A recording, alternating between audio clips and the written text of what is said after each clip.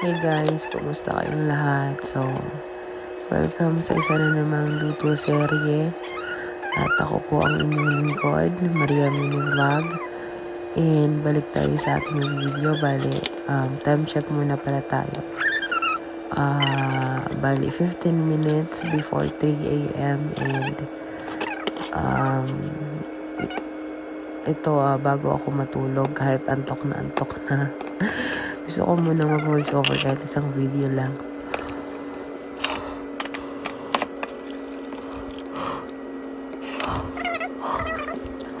Para makapag-upload tayo kahit isa. And yung boses ko medyo pinaghalong may sakit na yung may ubo na inaantok. Halo-halo na lahat. So, balik muna tayo sa ating video. Bali, ang aking niluto is tajin. Bali, chicken yung nakalagay. And yung kung may time kayo, pwede nyo i-marinate yung chicken. Pero kung wala na, pwede nyo na siyang siguro mga 30 minutes pwede na. Basta mas maganda kasi pag naka-marinate para yung mga spices pumapasok siya sa loob ng ating manok. And then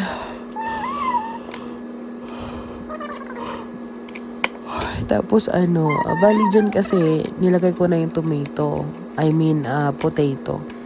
And then nakalimutan kong mag-prepare ng chopped onion and tomato. Kasi dapat after chicken, yan ang ilalagay mo. So dahil nakalimutan natin, ayan, hinabol ko lang siya. And then ilalagay natin yung sa taas ng manok. And then saka natin ibabalik yung potato. And sa pinakatuktok, sa gitna is maglalagay tayo ng kispara. And mag-a-add na rin tayo dyan ng green peas and green olive.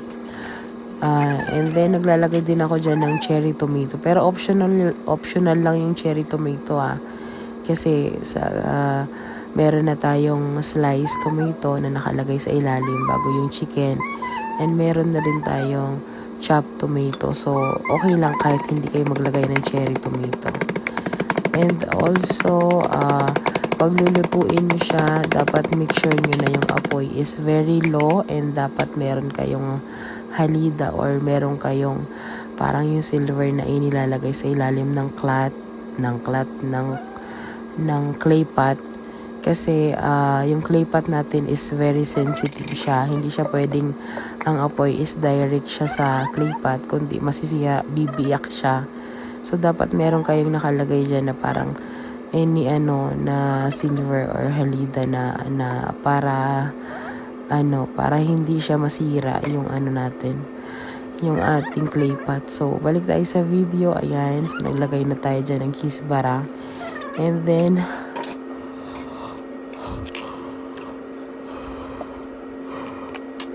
alam nyo ba, iba nga, antok na ako, tas may ubo pa, ganyan.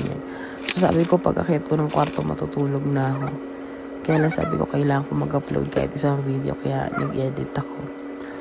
Alam mo ba, nakailang voice over na ako? Ito mga 3 times or magko 4 time na yata akong nag-voice over. Kaya lang, lagi kong dinidelete kasi lagi akong humihikab. So, kaya lang, Diyos ko, baka abutin ako ng 6 a.m. Hindi pa ako matapos sa pag-voice over. Kaya hinayaan ko na lang kahit medyo hinihikab ako. So, anyway, thank you for watching. And ganyan lang siya pala gawin. Siyempre, picture tayo para may ma-post din tayo sa ating Facebook. Bye!